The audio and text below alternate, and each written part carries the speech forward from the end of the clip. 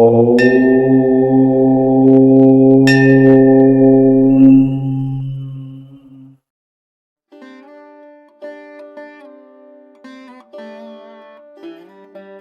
வணக்கம். பாவை பாடல்கள் எனப்படும் திருப்பாவை பாசுரங்களில் கண்ணபெருமானின் பெருமைகளை ஒவ்வொரு நாளும் ஒவ்வொரு பாசுரங்களில் விளக்கி அந்த கண்ணபெருமானின் அருளை பெற வருமாறு அனைவரையும் அழைக்கிறார் சூடி கொடுத்த சுடற்கொடியாகிய ஆண்டாள் நாச்சியார். திருப்பாவை பாசுரம் 21. ஏற்ற கலங்கள் எதிர் பொங்கி மீதளிப்ப மாற்றாதே பால் சொரியும் வள்ளல் பெரும் பசுக்கள் ஆற்றப்படைத்தான் மகனே அறிவுராய் ஊற்றமுடையாய் பெரியாய் உலகினில் தோற்றமாய் நின்ற சுடரே துயிலெழாய் மாற்றார் உனக்கு வழி தொலைந்துன் வாசற்கண் ஆற்றாது வந்துன் அடிபணியுமா போலே போற்றியாம் வந்தோம் புகழ்ந்தேலோர் எம்பாவாய். விளக்கம். கறக்கும் நேரமெல்லாம் பாத்திரங்கள் நிரம்பி வழியும் வகையில் பாலை சுரக்கும் வள்ளல் தன்மை கொண்ட பசுக்களுக்கு உரிமையாளரான நந்தகோபனின் மகனே கண்ணனே நீ எழுவாயாக.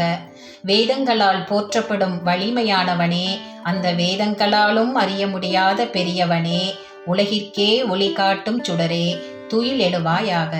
உன்னை எதிர்த்தவர்களெல்லாம் வலிமை இழந்து உன் வாசலில் உன் பாதத்தில் விழ காத்து கிடப்பது போல நாங்களும் உன் திருவடியை புகழ்ந்து பாட காத்திருக்கிறோம். எங்கள் வேண்டுகோளை ஏற்பாயாக என்பது பொருள். பக்தர்கள் அன்பென்னும் கயிற்றால் கட்டிவிட்டால் இறைவனால் தப்பவே முடியாது என்கிறார்கள் ஆயர்குல பெண்கள். ஆண்டாள் மாலைக்குள் புதைந்து கிடந்த ஒரு தலைமுடியால் அவனை கட்டி போட்டு விட்டாளே, அந்த ரங்கநாதன் அவளிடம் வசமாக சிக்கிக் கொண்டானே, இதுதான் பக்தியின் உச்சநிலை. பகவானிடம் நம்மை அர்ப்பணித்து விட்டால் அவன் நம்மிடமிருந்து தப்பி ஓட முடியாது என்பது இப்பாடலின் உட்கருத்து.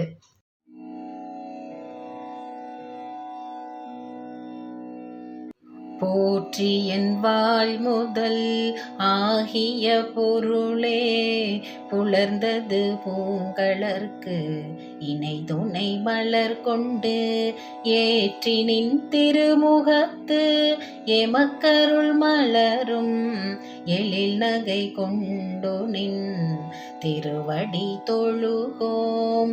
சேற்றிதழ் கமலங்கள் மலரும் தன் வயல் சூழ் திருப்பெரும் துறை உரை சிவபெருமானே